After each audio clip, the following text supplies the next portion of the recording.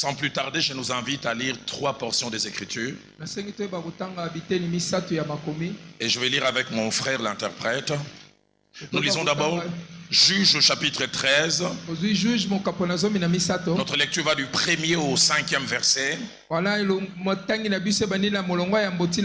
Et puis nous lirons aussi le verset 24 ainsi que 25e. La Bible dit: les enfants d'Israël firent encore ce qui déplaît à l'Éternel. Et l'Éternel les livra entre les mains des Philistins pendant 40 ans. Il y avait un homme de Soréa de la famille des Danites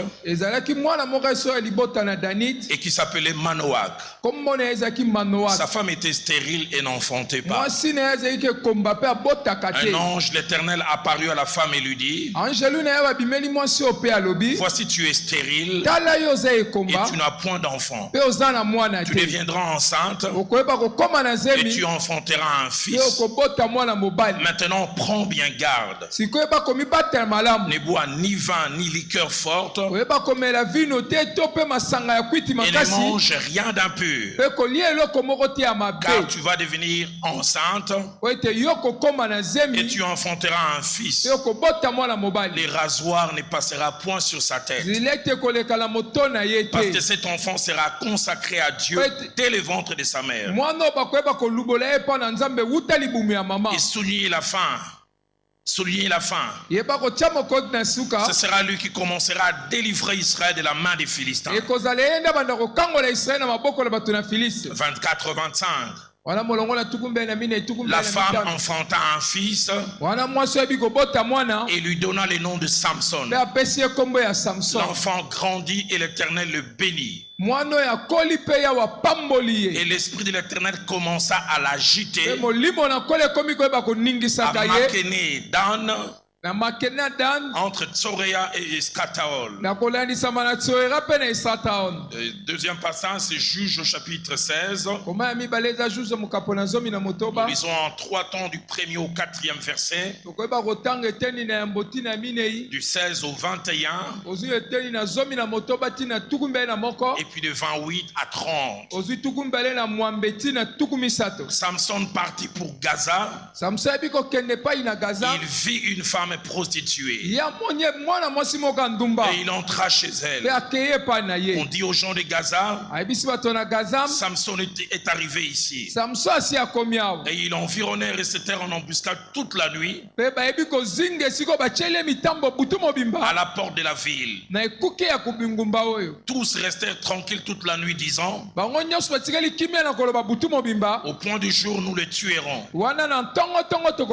Samson demeura couché jusqu'à minuit. Vers minuit, il se leva.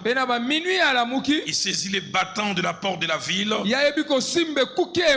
et les 2 poteaux. Les arracha avec la barre, les mit sur ses épaules et les porta sur le sommet de la montagne qui est en face d'Hébron. Après cela, il aima une femme dans la vallée de Sorek. Elle se nommait Delilah. Verset 16. Comme elle était chaque jour à les tourmenter et à l'importuner par ses instances, son âme devint impatient à la mort. Il lui ouvrit tout son cœur et lui dit: le rasoir n'a point passé sur ma tête, parce que je suis consacré à Dieu dès le ventre de ma mère. Si j'étais rasé, ma force m'abandonnerait, je deviendrais faible et je serai comme tout autre homme. Delilah, voyant qu'il lui avait ouvert tout son cœur, envoya appeler les princes des Philistins et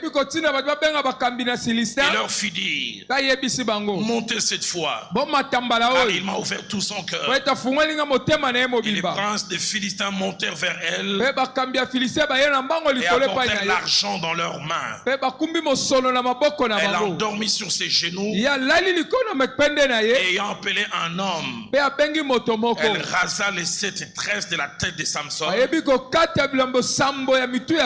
commença ainsi à les dompter. Il perdit sa force. Elle dit alors, les Philistins sont sur toi, Samson. Il se réveilla de son sommeil et dit, je m'en tirerai comme les autres fois et je me dégagerai. Il ne savait pas que l'Éternel s'était retiré de lui. Les Philistins les saisirent, les crevèrent les yeux. Ils les firent descendre à Gaza et les lièrent avec des chaînes d'airain. Ils tournaient la meule dans la prison. Verset 28 à 30. Alors Samson invoqua l'Éternel et dit, Seigneur éternel, souviens-toi de moi, je te prie. Donne-moi la force seulement cette fois et que d'un seul coup je tire vengeance des Philistins pour mes yeux. Et Samson embrassa les 2 colonnes du milieu sur lesquelles reposait la maison. Et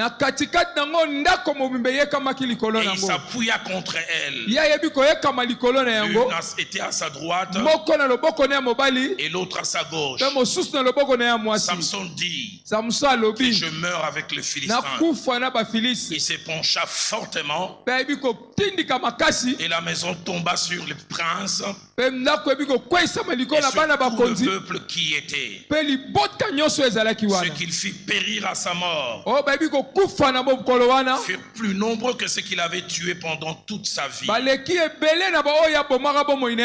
Et nous terminons avec Matthieu chapitre 5, verset 14 au verset 16. Vous êtes la lumière du monde. Une ville située sur une montagne ne peut être cachée. Et on n'allume pas une lampe pour la mettre sous les boisseaux. Mais on la met sur les chandeliers. Et elle éclaire tous ceux qui sont dans la maison. Que votre lumière luise ainsi devant tous les hommes,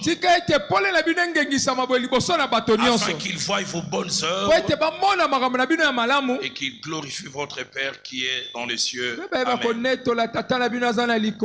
Amen. Partant de 2 premiers textes qui nous relate des bribes de parcours de la vie d'un homme. Tu m'as mis à cœur partant de notre grand thème tiré d'Ésaïe 60 au verset 1er.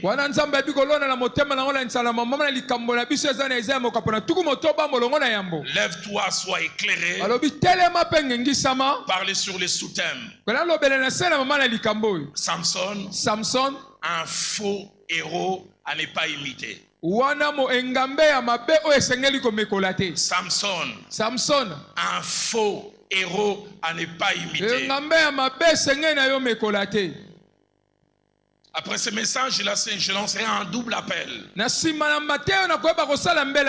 selon que Dieu m'a conduit, je ne lancerai pas cet appel les yeux fermés, je lancerai les yeux ouverts. Parce que j'ai la certitude que Dieu veut faire une chose nouvelle dans la vie de quelqu'un. J'ai dû me battre même avec l'intitulé en priant pour un peu plus me rapprocher du thème. Au départ même, j'avais intitulé cet enseignement Samson, lumière et ombre. Mais l'Esprit de Dieu m'a amené à garder l'intitulé que je vous ai donné. Le message de ce jour vise 4 objectifs. Le premier objectif, c'est que c'est un appel à la constance.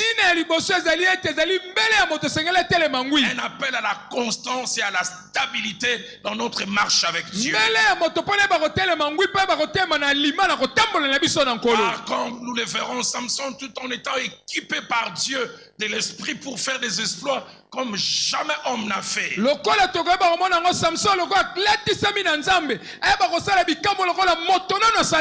Peut-être ne fera. Samson a été le champion et le roi de l'inconstance.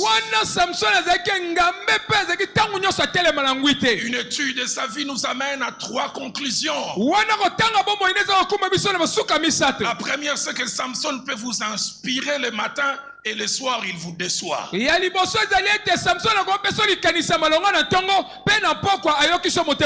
Deuxièmement, Samson peut être votre source de fierté le matin, mais le soir il est votre source de honte.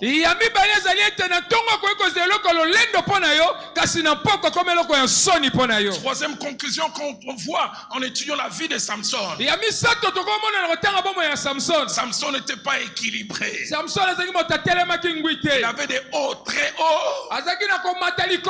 Et puis subitement après il avait des bas très bas. Jamais balancé au milieu. Quand il était fort, il était très fort. Je dirais même trop fort.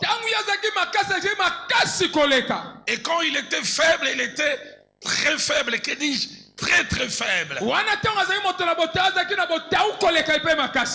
Seigneur, épargne-moi d'être inconstant. Aide-moi, Seigneur, à être constant. Je me convertis en novembre 85. Une année après, j'arrive à la borne. Et c'est durant cette période que je rencontre cet homme qui a une amitié de bientôt 40 ans avec moi, Pasteur Kali. Et l'un des premiers livres que j'ai lu qui m'a marqué à vie, écrit par David Wilkerson. Le titre du livre, c'est La croix et les poignards. Vers la fin, il relate une histoire qui déjà à l'époque m'avait interpellé, mais qui chaque fois me revient. Pour ceux qui connaissent, David Wilkerson avait un ministère auprès des gangs, de jeunes gens qui prenaient la drogue dans les rues de New York.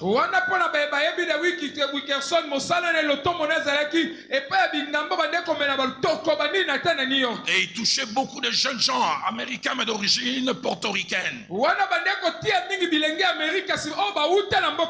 Parmi lesquels un célèbre Nicky Cruz qui a fini par se convertir, sortir des gangs et devenir un prédicateur.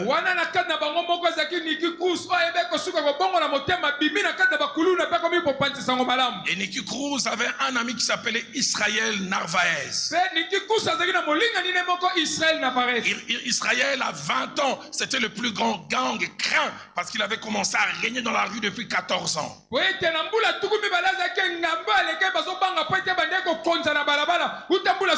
y avait personne qui faisait peur parmi les gangs de New York comme Israël.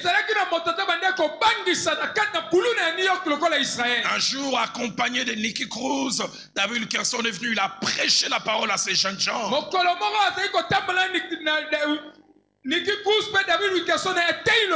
Et Israël a accepté Christ comme Seigneur et Sauveur. Il a cessé la drogue. Il a commencé à chercher un travail. Il a commencé à prêcher. Et David Wilkerson relate cette scène. Et Israël lui-même le relate. Israël 9 mois après sa conversion, il accompagne David Wilkerson en prison pour prêcher. Et ils sont en train de prêcher aux jeunes drogués, aux dealers, aux vendeurs de drogue. Après que David Wilkerson ait introduit le message, il a laissé Israël à la fois témoigner mais puis prêcher. Israël prêchait et il témoignait. Un jeune drogué de 19 ans pleurait. Il a dit 2 choses. Il dit: je suis venu à la drogue, je suis devenu gang à cause d'Israël.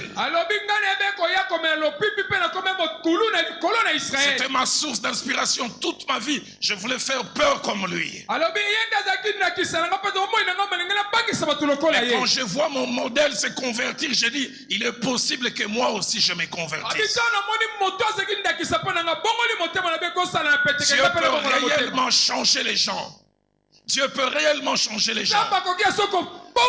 Et ces jeunes gangs, ces jeunes vendeurs de drogue en prison, c'est levé la première personne à accepter Christ comme Seigneur et Sauveur.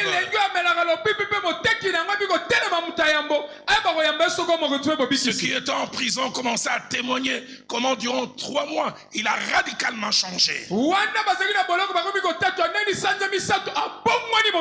Mais 3 mois après, les gardiens de la prison viennent annoncer, on vient d'arrêter un groupe de 5 vendeurs de drogue et de dealers, on va les faire entrer dans une cellule.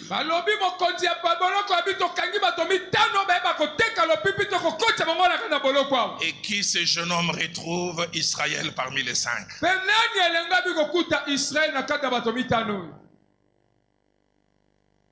Israël lui-même dans cette scène il relate. Il dit, j'avais laissé ces choses. Mais ça faisait 3 jours, le désir de la drogue est revenu plus d'1 année après ma conversion comme jamais.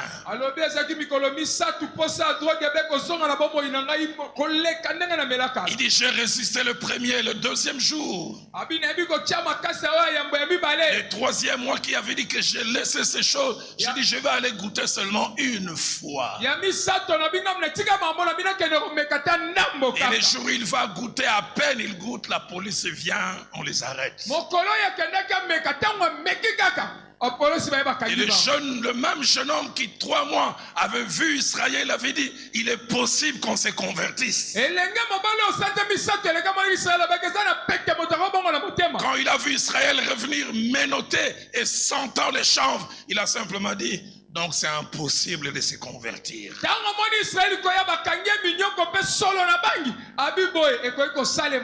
Seigneur, épargne-moi d'être inconstant. Je veux pas être celui qui inspire le matin et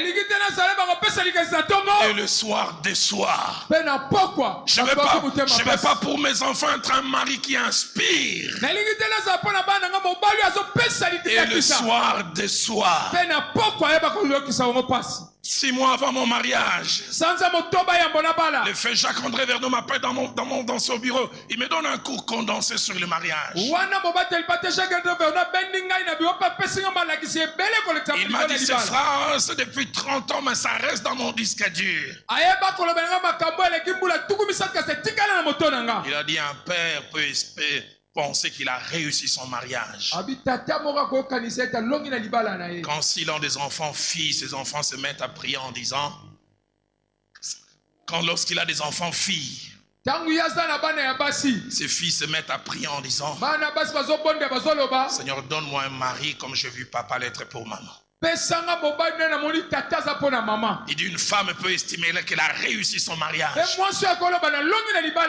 quand ses enfants garçons peuvent dire, Seigneur, donne-moi une épouse comme j'ai vu maman l'être pour papa. Couple marié, est-ce que vous êtes une source d'inspiration pour vos enfants? Mon épouse aime souvent dire, en tant que parents, nous n'avons aucune idée. Nous avons des stagiaires chez nous à la maison. Des stagiaires mariés. Ils apprennent à être mariés en nous voyant être mariés. Toutes les scènes que vos enfants vous voient, c'est de vous battre. Papa tord celui qui suit maman jusqu'en chambre. Biba, biba. Ce sont des scènes que les gens suivent. Je suis allé dans une famille.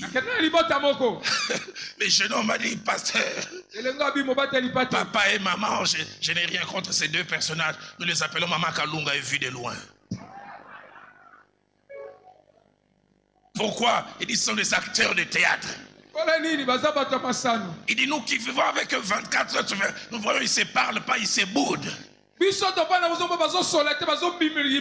dès que le visiteur arrive, écoutez, papa, chérie, amène-moi une bouteille d'eau. Nous regardons Vue de loin. Théâtre. Ceux qui viennent et qui vous trouvent à cet instant, ils peuvent penser que vous êtes un couple soudé. Mais les enfants qui vivent avec vous en permanence, ils voient.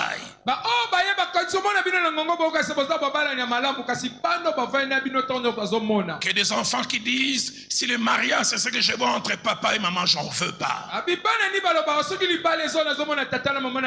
Seigneur, j'aimerais pas être inconstant. Je ne vais pas inspirer un moment et décevoir un autre. Je n'aimerais pas être une source de fierté à un moment et une source de honte après. Dans Deutéronome chapitre 33, au verset 25, le Seigneur s'adressant à la demi-tribu d'Asser, il a fait cette prière et je prie que ce soit ta prière aussi et ma prière. Il dit que ta vigueur dure autant que tes jours. Que tu n'es pas une vigueur saisonnière, une vigueur constante. Que Dieu nous donne des hommes et des femmes qui n'ont pas la force au passé, les bons témoignages au passé, qui comme cet homme Caleb dans Juge chapitre 14 au verset 11 peuvent plus de 45 ans après dire, je suis encore vigoureux aujourd'hui comme je l'étais autrefois au jour où Moïse m'envoya. J'aime la suite. J'ai autant de force aujourd'hui que j'en avais alors. Deuxième objectif de cet enseignement ce soir, c'est un appel à bannir la légèreté ou l'absence de sérieux dans notre marche en tant qu'enfant de Dieu. Car comme nous le verrons avec Samson, tout en étant un leader de tout un peuple, il n'avait aucune idée de ce qu'il représentait et pour Dieu et pour son peuple. À un certain niveau, nous devons être sérieux. Certaines choses ne devons pas faire parce que nous n'avons pas envie de les faire. Nous ne devons pas les faire à cause de ce que nous sommes pour Dieu et nous sommes pour les autres. Cette femme qui était secrétaire d'un homme de Dieu, qui a connu deux choses qu'elle m'a partagées. Elle appelait cet homme papa. Les deux étaient à la différence d'âge de plus de 25 ans, 30 ans même.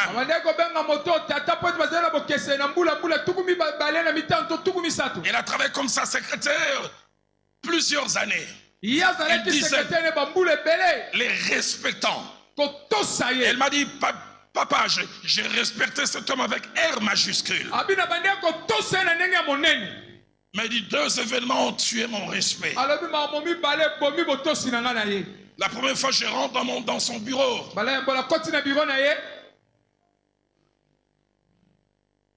Cette femme a des rondeurs. Il dit, je rentre, je dépose le dossier. Et je pars et dis, mon pasteur, que j'appelais papa. Il me dit, arrête-toi un peu. Et puis il tourne un peu. Est-ce qu'un papa peut regarder sa fille comme ça? Et puis il finit par lui, tout ça c'est pour ton mari seulement. Déjà y penser c'est grave. Mais en plus le dire, Seigneur épargne Dalo de la légèreté. Il dit, ce jour-là, quelque chose était brisé dans mon cœur. Mais ce n'était pas encore la mort. Il dit, la mort est arrivée 3 jours après. Je rentre dans le bureau, je lui dépose le dossier, et en partant, celui que j'appelais papa m'a tapoté par derrière. Il dit, ce jour-là, je me suis retourné, je l'ai giflé. Et 1 heure après, j'ai fait ma lettre de démission. Aide-moi à dire à ton voisin, pas de légèreté.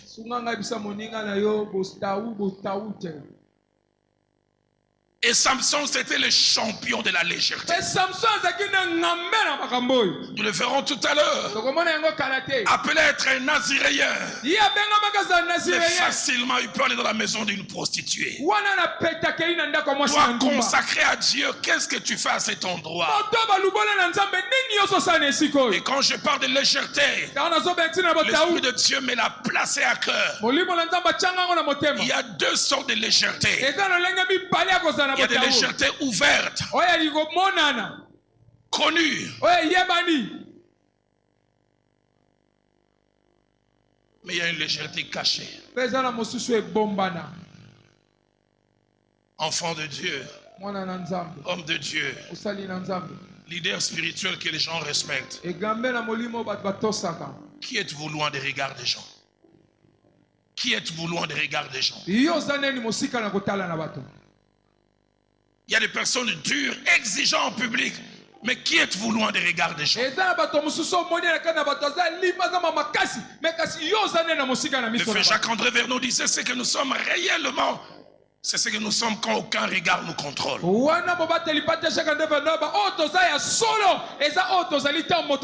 Je peux croire que je suis fort et victorieux quand je n'ai pas besoin d'autres regards pour m'empêcher de faire certaines choses.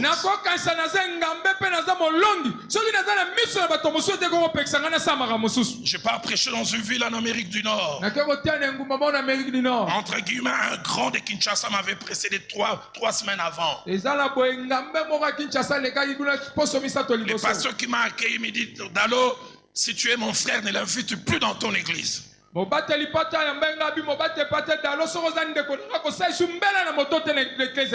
dit, si je suis bon, je dirais c'est un pornographe. Mais il dit, si je dois être vrai, il dit, c'est la pornographie faite homme. Pour ceux qui ont souvent voyagé en Amérique du Nord et ailleurs. Dans la chambre, il y a la télé. Il y a des chaînes normales ou gratuites. Et puis il y a des chaînes où vous payez parce que vous voulez regarder un film normal. Et puis il y a toujours ce qu'on appelle film pour adultes, mais je préfère les nommer films pornographiques. Le pasteur me dit, comme ça arrive souvent en Amérique du Nord, de lundi à jeudi, la chambre coûte un certain prix, $80. Et comme en Amérique du Nord, mais le week-end, vendredi, samedi, dimanche, ça augmente toujours. Aux alentours de 100, 110. Il dit, le pasteur est resté de lundi jusqu'à lundi. Il y a quelques prévisions que j'avais faites. Allez, on met la chambre et l'internet. On allait peut-être dans les 800, si c'est beaucoup, 900. Les jours où je viens payer la facture, on me dit 1600. Je leur ai demandé, mais le prix n'a pas changé. Le monsieur de la réception a dit, mais vous m'avez dit que c'est un pasteur, vous êtes sûr que c'est un pasteur?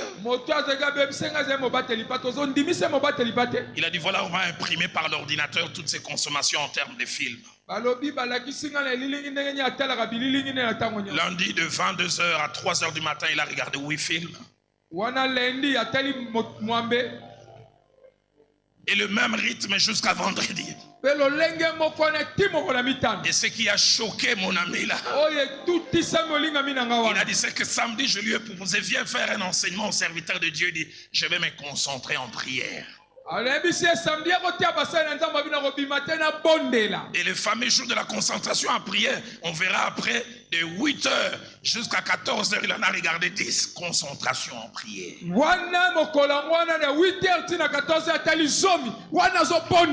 On en rigole. Mais qui êtes-vous loin de regarder? Qui sommes-nous? Des papas durs avec les enfants. Vous trouvez les enfants en train de regarder une scène où les lèvres se rapprochent. Mais qu'est-ce que vous regardez? Qu'est-ce que tu as dans ton téléphone? Qu'est-ce que tu as dans ton ordinateur? Léger. en public, connu, mais léger, caché. Le Seigneur parlant à cette église, il dit tu passes pour être vivant, mais tu es mort. Mais j'aime ce que le Seigneur dit avant. Il dit je connais tes œuvres. Les gens ne connaissent pas. Les gens voient l'aspect public. Moi je connais cet aspect où les gens ne grattent pas, où moi je peux gratter et voir. Dans 2 Chroniques chapitre 29 au verset 11, cet homme accède à la royauté. Écoutez les paroles fortes qu'il adresse non pas aux païens, non pas aux croyants tout court, mais aux sacrificateurs. Il dit maintenant mes fils, cessez d'être négligents. L'original dit cessez d'être moins sérieux.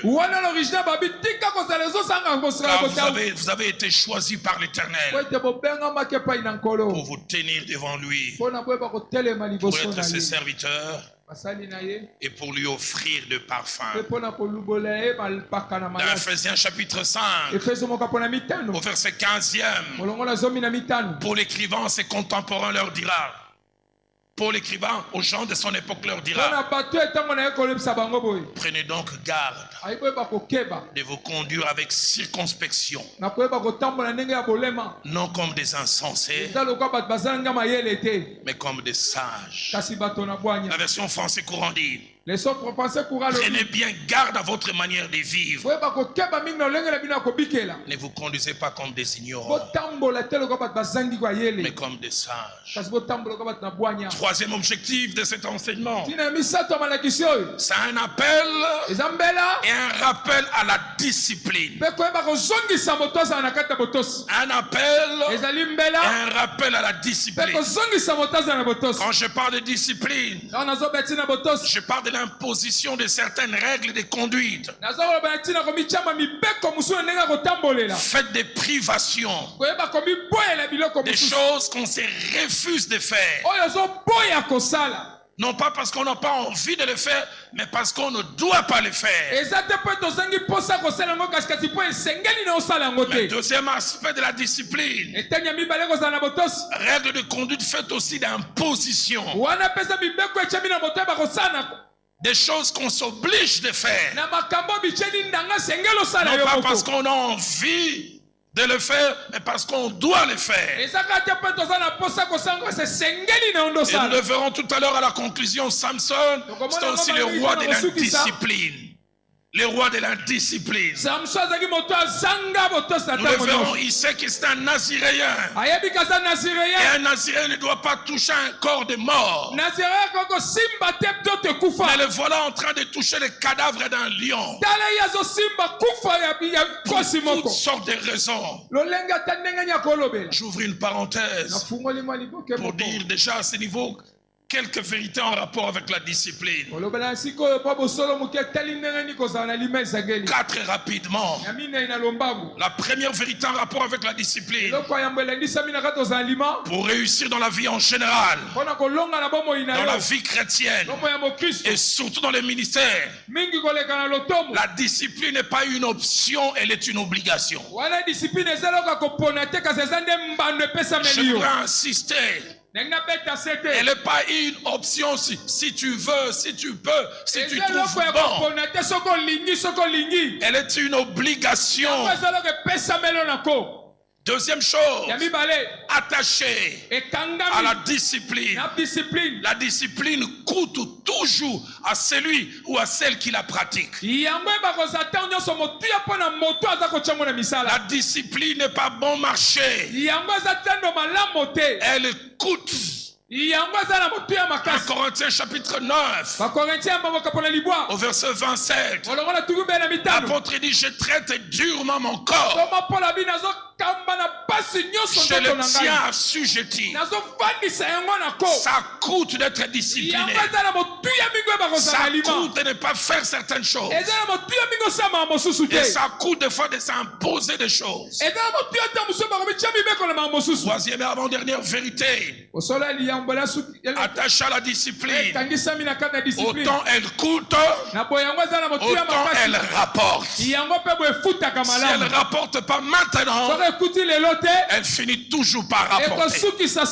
L'apôtre Paul écrivant aux Corinthiens dira dans Corinthiens chapitre 9 au verset 25, tous ceux qui combattent, j'aime les verbes qu'il utilise, dit ils s'imposent toute espèce d'abstinence. On ne leur impose pas. Ils s'imposent toute espèce d'abstinence. Et ils le font pour une couronne corruptible. Papa, je lève ma main, je fais ces deux prières.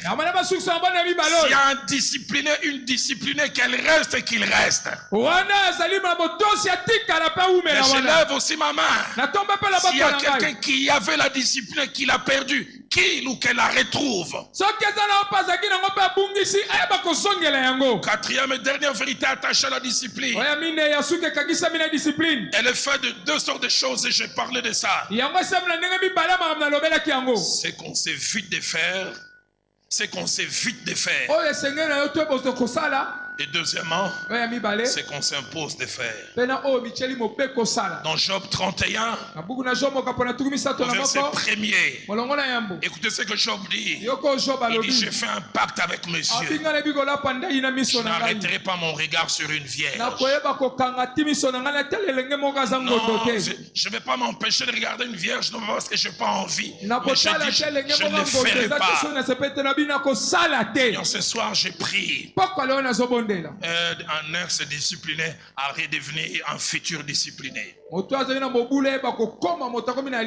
Quatrième et dernier objectif de ce message avant que j'entre dans le vif et je lance mes deux appels que Dieu a imposés dans mon cœur. C'est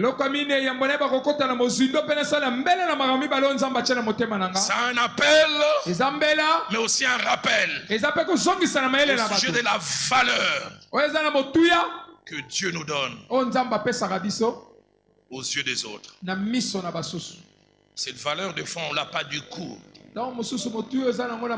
Cette valeur, quelquefois, on l'a au fil des temps. Frères et sœurs, à un certain niveau de la vie ou des responsabilités, vous devez être conscient de ces quatre vérités. La première, vous devez être conscient de ce que nous sommes et pour Dieu et pour les autres. Et pour Dieu et pour les autres. Deuxièmement, à un certain niveau de responsabilité, nous devons avoir conscience que nous ne nous appartenons plus à nous-mêmes. Troisième chose, à un certain niveau de la vie et de responsabilité, nous devons avoir conscience de l'impact de nos actes sur les autres. J'oublie jamais ces deux scènes que j'ai vécues en moins de 3 jours. Le pasteur Atoms entre un jour dans mon bureau, il me regarde. Il dit, papa, je sais que tu es un homme de Dieu, mais un homme. Mais sache que tu es notre fierté, je sais que tu ne deviendras pas orgueilleux. Il dit, nous tapons la poitrine à certains endroits à cause de ton nom. Et puis il m'a regardé les larmes coulant et dit, arrange-toi qu'aucun scandale n'arrive par toi. J'ai jamais oublié, il dit, papa, planète Mars. Il dit, si un scandale arrive par toi, et 3 jours après, ma fille est née, Madame Lomo. Je ne sais pas quel âge j'avais là à l'époque. Elle a dit, papa, s'il arrive un jour, comme la plupart d'hommes de Dieu, des scandales arrivent, je risque de me suicider. Je connais la sensibilité de mes filles. Madame Vedo Soyoko, Bakangaki Roland Dalona Kisenso, Namosi Andumba. Johanna Bokuta Miche Singana Kingo. À un certain niveau de la vie, on ne s'appartient plus. David veut aller combattre. 2 Samuel chapitre 18. 2 Samuel chapitre 18. Au verset 3.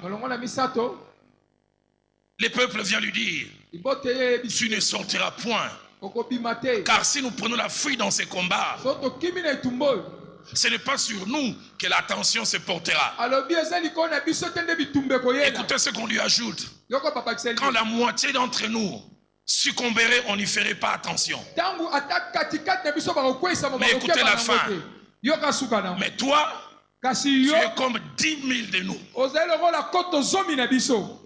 Il y a des fois des gens qui vont 10 000 ne le savent pas.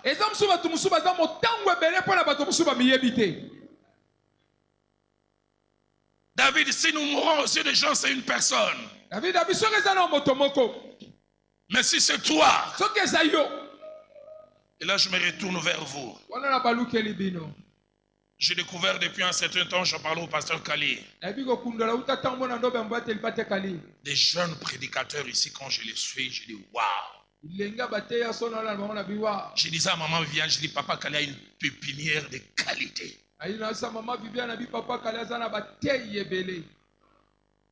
Mais en même temps, j'aimerais vous dire, se tenir ici devant, c'est une responsabilité.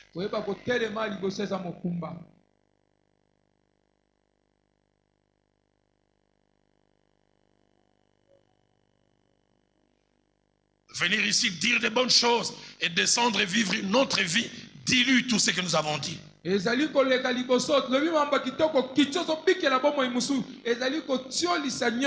force de ce que nous disons ici vient de la vie que nous menons là-bas ou en dehors. Jeunes gens, j'aimerais vous dire comme les frères de votre papa. Nous n'avons pas eu souvent la grâce comme vous, certains célibataires. À peine commençons, on les laisse prêcher dimanche à des grandes réunions. Vous avez une génération de bons papas.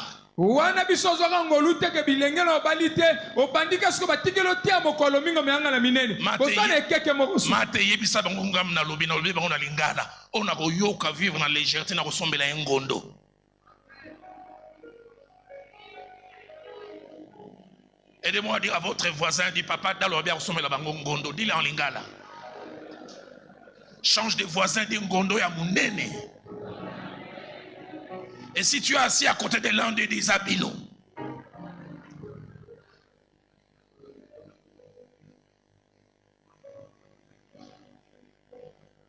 tu vaux 10 000. La première fois que j'ai lu ce passage, j'étais choqué.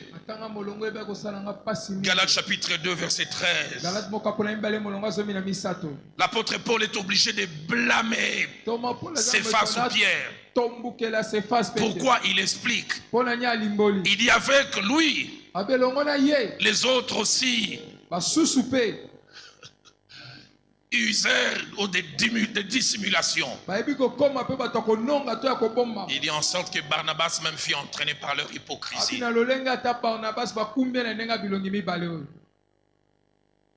Pas d'autre regard qui contrôle. Pierre se met à faire certaines choses.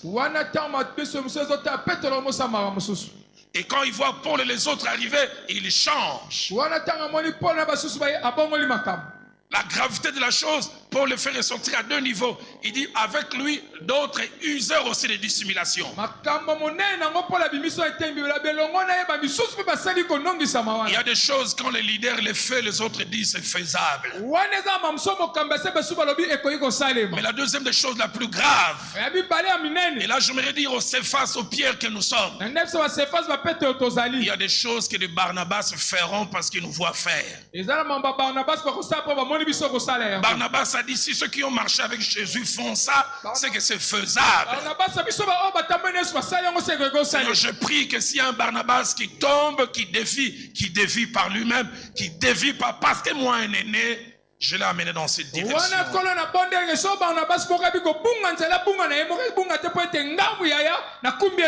Je mentionne ces 6 vérités au sujet de Samson. Et je vais lancer ces deux appels. La première vérité attachée à Samson, c'est que c'était un enfant né avec une mission, avec un rôle à jouer, avec une raison d'être. Juge chapitre 13, verset 5, la partie B. Alors que ses parents étaient stériles depuis longtemps, Dieu, un, vient leur annoncer qu'ils auront un enfant, et deux, il vient annoncer tout ce qui est attaché à cet enfant. Il dit à la fin du verset 5, ce sera lui qui commencera à délivrer Israël de la main des Philistins. Pour mieux comprendre cela, Juge chapitre 13, au verset 1, parle des 40 ans d'esclavage, 40 ans d'ombre, 40 ans de ténèbres. Et Dieu dit cet enfant comme mission de venir éclairer son peuple, de faire cesser les ténèbres de 40 ans. Seigneur, aide-moi à prendre conscience de la mission qui est la mienne. Deuxième chose attachée à Samson, c'est que la personne par laquelle il devait venir au monde s'est vu déjà obligé à un style de vie contraignant pour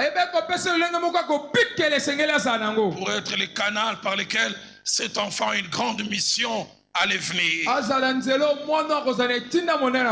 Qu'il est triste de voir les canaux qui doivent me faire venir pour la mission respectent sa discipline, et moi qui dois accomplir la mission, je ne respecte pas ma discipline.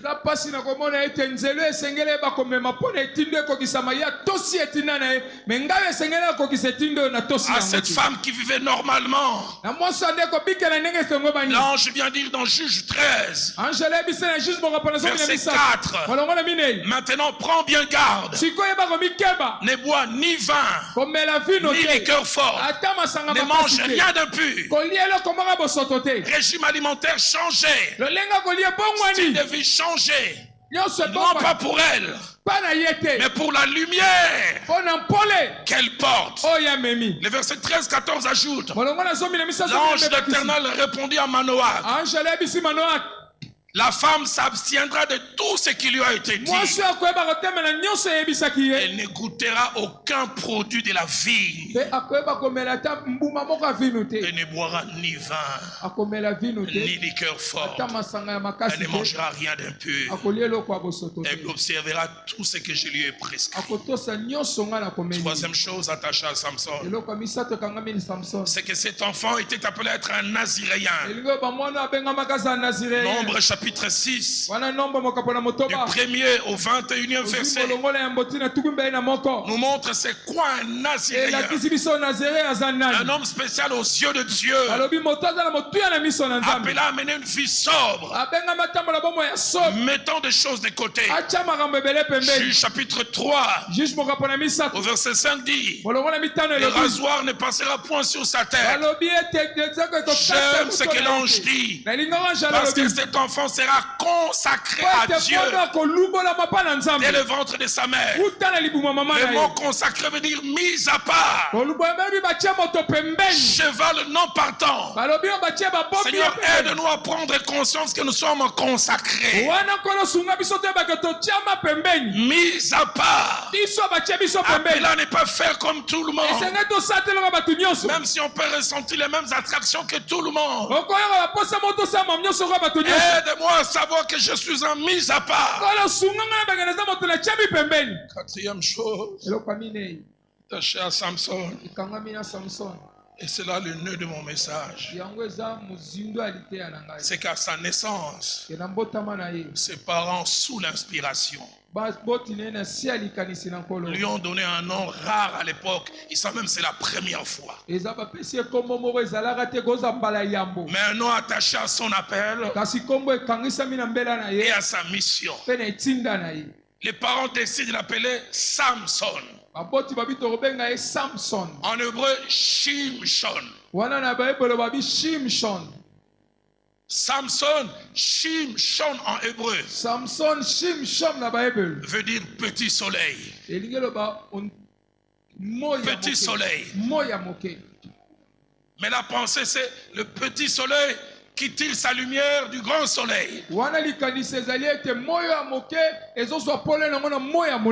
Shimshon veut dire aussi celui qui a comme mission d'éclairer. Pourquoi il donne ce nom? Parce que Juge 13, verset 1 dit depuis 40 ans, ils sont sous les ténèbres des Philistins. Et quand ils voient cet enfant grandir, ils disent dans leur cœur, les ténèbres ne régneront pas toujours. Notre enfant amènera la lumière. Notre enfant va changer les rapports de force. Seigneur, aide-moi à prendre conscience que tu m'as placé comme un Samson à mon époque. Et une petite lumière. Aide-moi à savoir et avoir pleinement conscience de ce que tu as dit dans Matthieu 5, verset 14 à 16. Vous êtes la lumière du monde. Une ville située sur une montagne qui ne peut être cachée. Aide-moi à savoir que cela s'attache à moi, que votre lumière luise ainsi devant tous les hommes, afin qu'ils voient vos bonnes œuvres et qu'ils glorifient Dieu. Dans 1 Pierre chapitre 2 au verset 9, parlant à ses contemporains, l'apôtre Pierre dira, après avoir parlé d'un groupe de personnes, il leur dit, vous au contraire. Seigneur, aide-moi à savoir que moi au contraire. Voici ce que les autres font, voici ce qu'ils, comment ils vivent.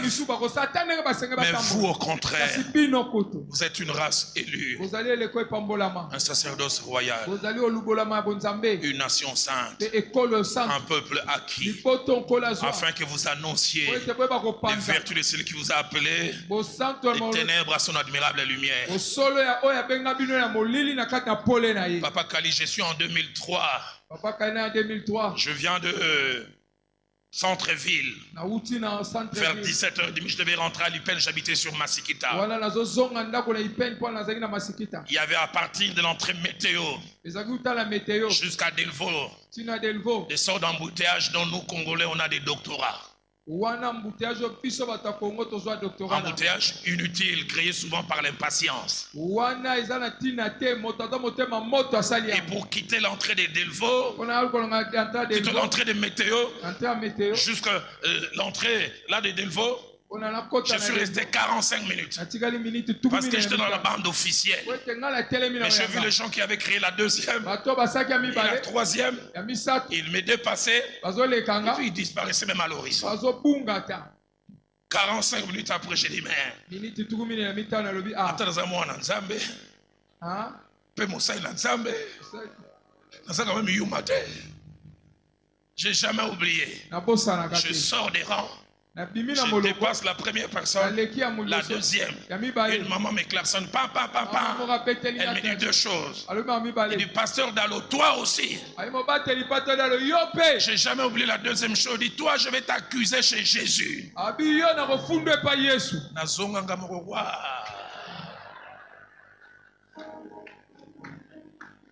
Plus de 500 personnes sont passées, personne n'a dit un mot. Parce que moi, au contraire. Moi, au contraire. Seigneur, aide-nous à prendre conscience que nous sommes de petits soleils. Dans 1 Corinthiens 3, verset 16. Et dans 1 Corinthiens 6, verset 15. Paul prononce une phrase. Chaque fois, il rappelle l'identité. Parce que la connaissance de l'identité influence notre comportement. Ne savez-vous pas que vous êtes le temple de Dieu et que l'Esprit de Dieu habite en vous? Ne savez-vous pas que votre corps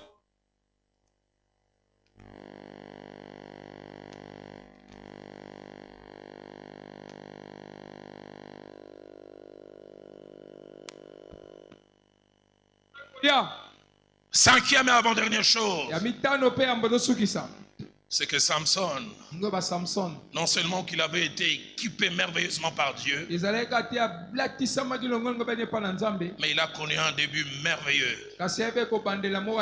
Juge chapitre 16, au verset 17, lui-même le dira: si j'étais rasé, ma force m'abandonnerait, je deviendrais faible. Et écoutez ce qu'il dit: je serai comme tout autre homme. La version Shura qui dit: je m'affaiblirai et je serai comme tout autre humain. La version NIV, la version anglaise dit: je m'affaiblirai et je deviendrai ordinaire. Ce qui veut dire qu'il avait conscience qu'il était extraordinaire. Il n'était pas comme tout le monde. Seigneur, aide-moi à avoir conscience que je ne suis pas comme tout le monde. Et parce qu'il était équipé par Dieu et qu'il a commencé à travailler comme Dieu voulait, deux choses se sont passées. Premièrement, il a mis à débandade leurs ennemis, les Philistins.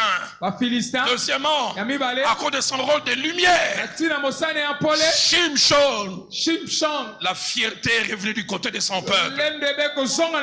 Les rapports de force ont changé. Seigneur, aide-moi à avoir conscience de cela.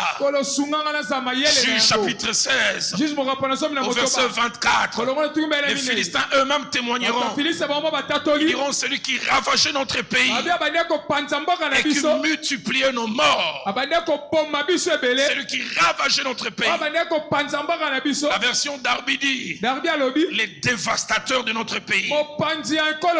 La version français courant dit: les fléaux de notre nation. La version Nouvelle Bible seconde dit: celui qui réduisait notre pays en ruine.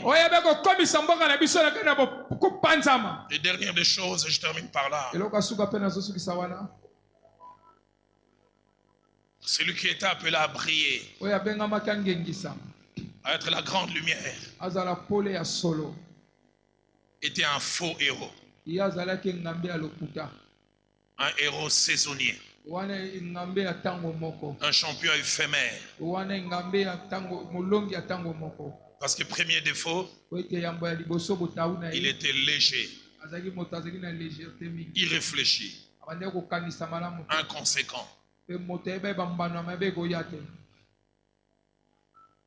À un certain degré de responsabilité,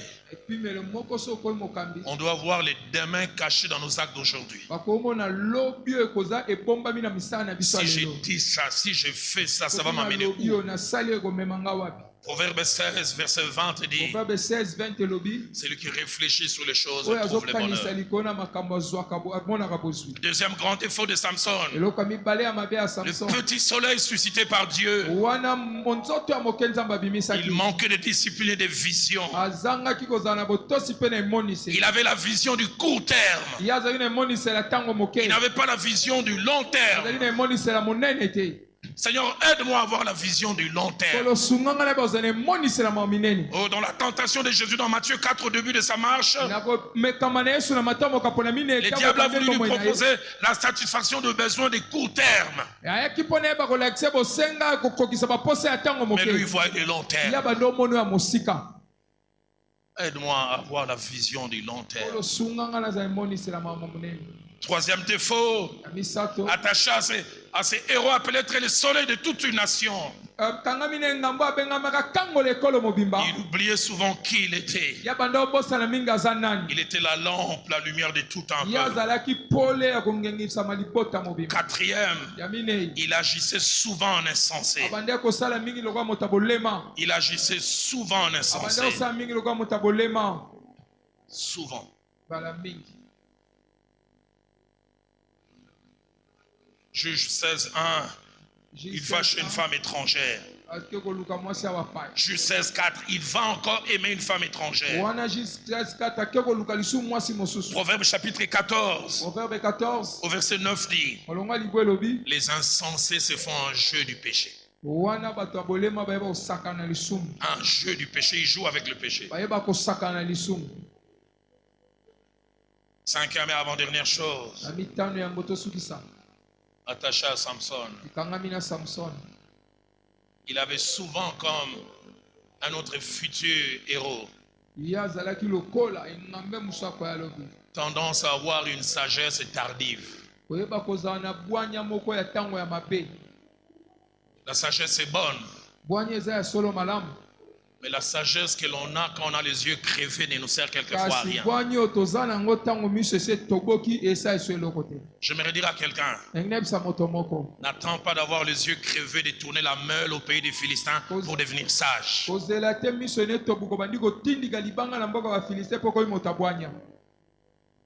Que de sagesse tardive. Et je prie que Dieu m'épargne de cette sagesse. Sixième et dernière chose, il manquait de maîtrise de soi et ne savait pas gérer la tentation.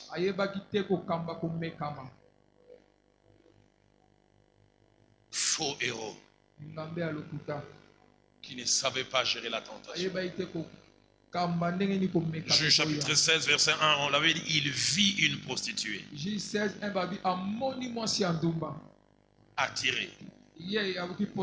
Proverbe 16, Juge 16, verset 4 dit, il alla dans la vallée des Sorek, il aima une femme. Proverbe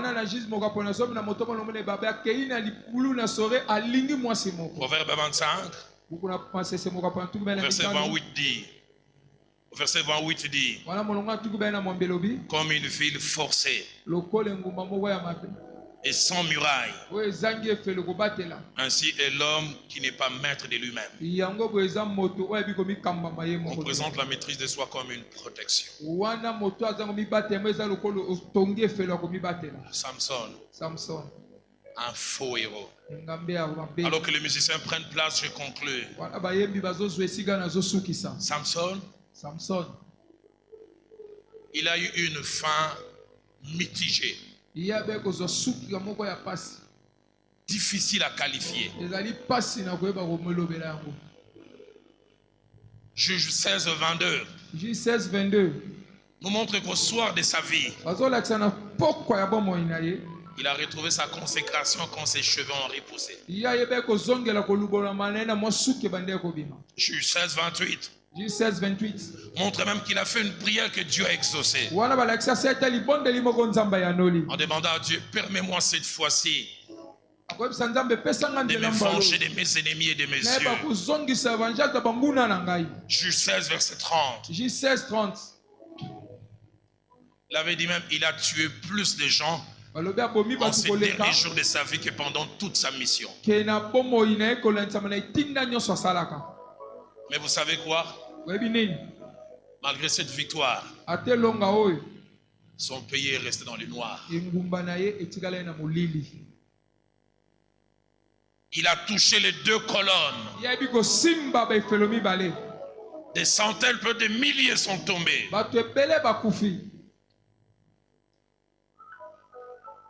Mais une femme mitigée. Un faux héros. Un faux héros. Je voudrais, contrairement à Samson, finir comme ces deux hommes. La première, c'est Paul, qui au soir de sa vie, dans 2 Timothée chapitre 4, verset 6 à 8, il a dit, j'ai achevé la cause. J'ai gardé la foi. Mais je voudrais surtout prendre ce dernier exemple. Jean 17, verset 4. Votre Seigneur est le mien. Au soir de son séjour terrestre, de sa mission, il est allé présenter son bilan à son père. Il dit, j'étais glorifié sur la terre. D'autres versions disent, j'ai rendu ton nom glorieux. Et puis il dit, j'ai achevé l'œuvre que tu m'as confiée. Constant du début à la fin. Ce soir, alors que ce merveilleux cantique des Gaël avec lesquels je me suis réveillé va nous être entonné. Nous allons d'abord les chanter. Et je lancerai ces deux appels. Le temps à passer dans l'intimité. Être brisé par les Écritures. Offrir ma vie comme une monture. C'est là mon désir. Pour ton plaisir. Nous allons les chanter comme une prière. Et nous allons les chanter de tout notre cœur. Vous qui êtes dans la salle, vous qui nous suivez en présentiel, et ce n'est qu'après que je lancerai ces deux appels. Et je les lancerai les yeux ouverts. Chorale, aidez-moi à chanter avec le peuple de Dieu ces merveilleux cantiques. L'un des meilleurs cantiques que j'ai jamais entendu. Que ce ne soit pas des paroles sortant simplement de vos lèvres, vous qui êtes ici et qui nous suivez virtuellement, mais que ça vient du cœur.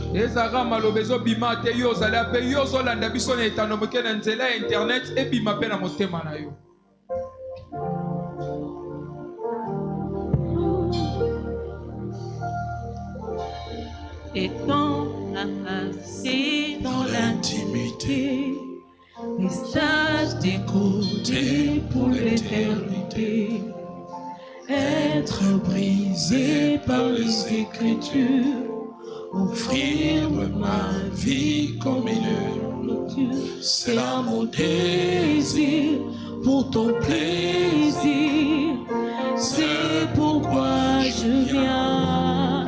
Je sais comment attirer ton regard près de moi. Je ne sais comment. Je sais comment trouver du temps pour toi, même au milieu de la bagarre. Car je mis de côté tous mes maux pour offrir moi-même en sacrifice. Tout à toi, je me donne tout à toi. Je me donne en parfum, Seigneur. Chante-le avec moi comme une prière. Je me donne en parfum pour toi, un parfum qui chante, parfum qui craint Dieu, parfum qui éclaire, parfum qui joue un rôle de lumière, parfum discipliné, parfum qui chasse la légèreté. Nami Kabie, Nami Kabie, Nami Kabie, Nami Kabie.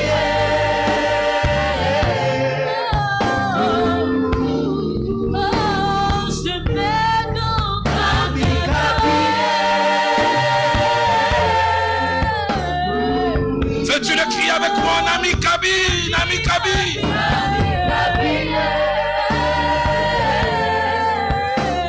Chacun qu'on reprenne au début, je me donne un parfum.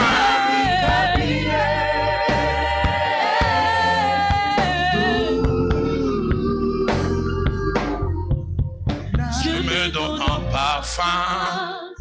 Veux-tu les chanter aussi avec moi à haute voix? Je me donne un parfum pour toi, un parfum qui chante. Alléluia. Un parfum qui donne, parfum qui craint Dieu, parfum qui est un modèle, parfum qui parle par sa vie, coulant de tout mon être, Nami Kabie. Nami Kabie, Nami Kabie, Nami Kabie. Y a-t-il quelqu'un qui veut crier avec moi, Nami Kabie?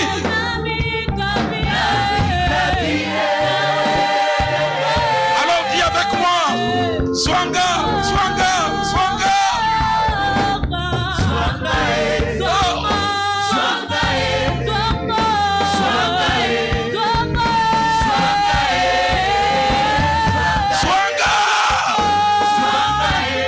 Swanga.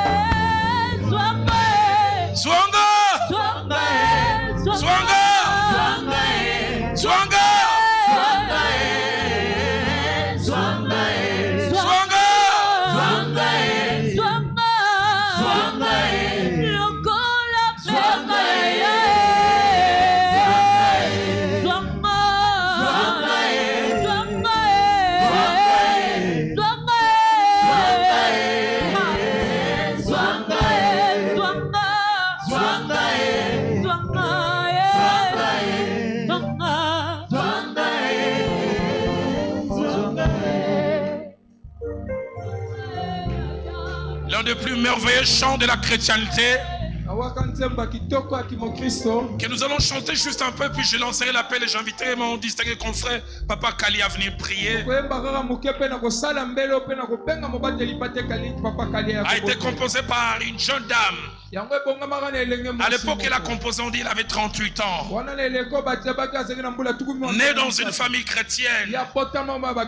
Elle a grandi à l'école du dimanche. Servantieux, monitrice. Et puis chante même à l'église. Elle jouait au piano. À l'âge de 28 ans, elle a quitté l'église. Durant 10 ans, comme le fils perdu, il a dit je vais vivre autre chose.